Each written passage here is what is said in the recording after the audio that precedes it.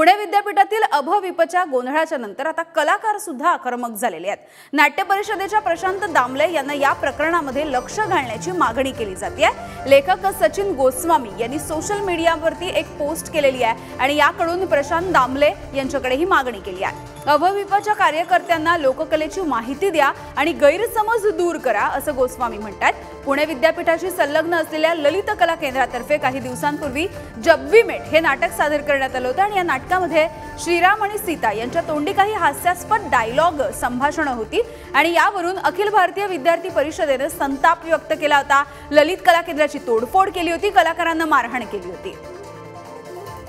ज्ञानेश्वर चौतमल आमचे प्रतिनिधी आहेत आपल्या सोबत। ज्ञानेश्वर, सुरुवातीला सांगा ही नेमकी घटना काय घडली आहे आणि आता कलाकारच एकत्र येताना दिसत आहेत आणि या सगळ्यामध्ये हस्तक्षेप करावा आणि या दोन्ही जे गट आहेत त्या सगळ्यांना समजावून सांगावं नेमकी लोककला काय आहे अशी मागणी होती आहे।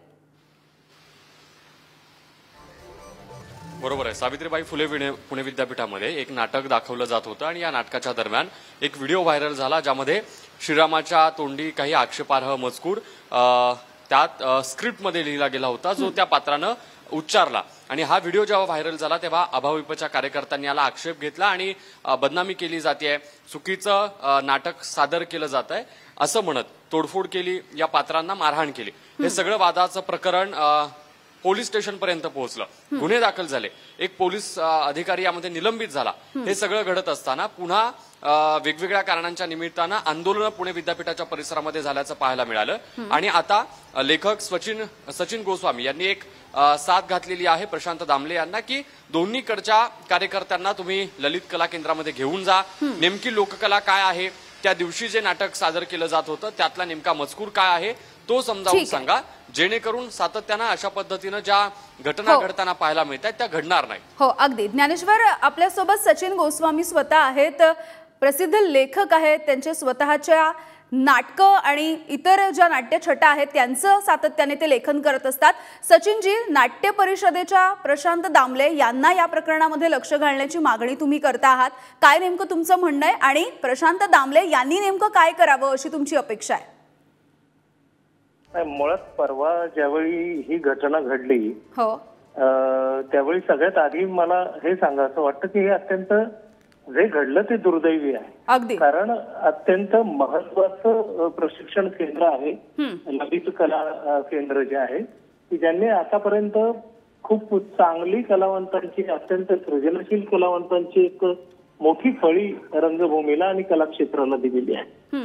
त्यामुळे सतीश आळेकर सर, प्रवीण भोळे जे आहेत, डॉक्टर प्रवीण भोळे, अशा सन्माननीय लोकांनी त्याची धुरा सांभाळलेली आहे आणि प्रवीण भोळे यांना मी खूप वर्ष ओळखतो, अत्यंत तपस्वी माणूस आहे, नाटकासाठी झोकून दिलेला माणूस आहे। त्यामुळे ह्या सगळ्या प्रकरणात ज्यावेळी एका प्रशिक्षण केंद्राचं नाव येतं त्यावेळी दुःख होतं। म्हणजे ही घटना जी घडली ती दुर्दैवी यासाठी आहे कारण ते सादरीकरण करणारी मुलं जी आहेत ती गावाकडनं आलेली मुलं आहेत, त्यामुळे त्यांच्या एकूणच जगण्यात थोडा रांगडेपणा आहे, शिवराळपणा आहे जो त्यांच्या कलाकृतीत नेहमी उतरत असतो।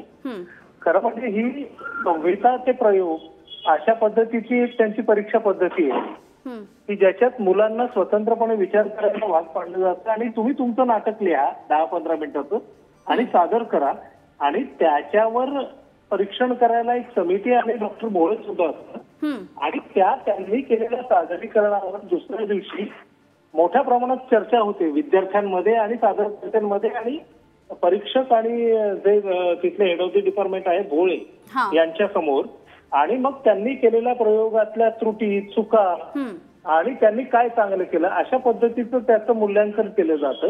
ही ती साधारणतः पद्धती आहे। त्यामुळे काय झालं की ह्या मुलांनी जे काही केलेलं आहे ते कदाचित गावाकडनं आलेली मुलं आहेत, त्यामुळे त्यांनी जे काही लोक नाट्य बघितले आहेत, लोककला प्रकार बघितले आहेत त्यातला तो शिवराळपणा, त्यातला नाटकातलं नाटक जे आपण म्हणतो विंगेतलं त्यांचं वागणं याचा विचार करून त्यांनी ते नाटक लिहिलं आहे। मी इथं नमूद करू इच्छितो की त्यांनी जे सादरीकरण केलं ते पूर्णतः निर्दोष होतं असं माझं मुळीच म्हणणं नाही।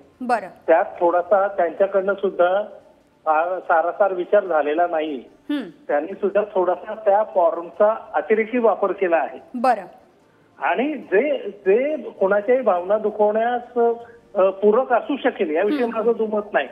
फक्त माझं म्हणणं एवढंच होतं की ही जी विद्यार्थी दशेतली मुलं आहेत ही एक प्रयोगशाळा आहे. यांच्याकडनं अशा चुका होणं आणि त्या चुकांवर नंतर चर्चा होणं हे जास्त अपेक्षित आहे. अगदी.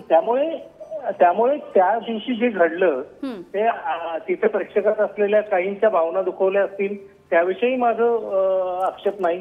हे होऊच शकतं कारण आपला देश श्रद्धेवर चालणारा देश आहे आणि श्रद्धाळू माणसं आहोत आपण. तर त्यामुळे कोणाची भावना दुखवणं याविषयी मला काही आश्चर्य वाटत नाही. अगदी. फक्त जे घडलं ते असं आहे की ह्या सगळ्या प्रकारामुळे एक प्रशिक्षण केंद्र आणि त्याच्यावर जर मर्यादा येत असतील या सगळ्या प्रकारामुळे एका प्रशिक्षण केंद्राच्या अत्यंत योग्य रीतीने संचालन करणाऱ्या प्राध्यापकांवर जर बालंट येणार असेल आणि त्या मुलांच्या एका चुकीमुळे त्यांचं करिअर जर बरोबर धोक्यात येणार असेल कारण ती मुलं शिकण्याच्या प्रोसेसमध्ये त्यांना समजवलं पाहिजे. प्रत्येक वेळी अशा घटनाक्रमांना आपण धर्मद्रोही देशद्रोही असं संबोधन देणं काही योग्य नाही असं मला वाटतं. आणि त्यामुळे अशा प्रकारच्या अडचणीच्या वेळी अखिल भारतीय नाट्य परिषद जी आमची मातृसंस्था आहे शिखर संस्था आहे ती ज्याची समिती गावागावातल्या मेंबर्सने निवडून दिलेल्या सदस्यांची समिती आहे जी महाराष्ट्रभर इव्हन भारतभर जिचा खूप मोठा प्रभाव आहे. आणि यावेळी सुदैवानं प्रशांत दामलेंसारखे ज्येष्ठ कलावंत ज्यांना व्यावसायिक रंगभूमी माहिती आहे जे गावागावात प्रयोग करून आले ज्यांच्याविषयी. अगदी सचिनजी तुम्ही खरं तर सविस्तरपणे भूमिका मांडलेली आहे त्यामुळे दोन्ही बाजूच्या सगळे जे कलाकार आहेत किंवा कार्यकर्ते आहेत त्या सगळ्यांना लोककलेची माहिती लवकरात लवकर द्यावी हीच अपेक्षा आहे. धन्यवाद तुम्ही बोललात यासाठी.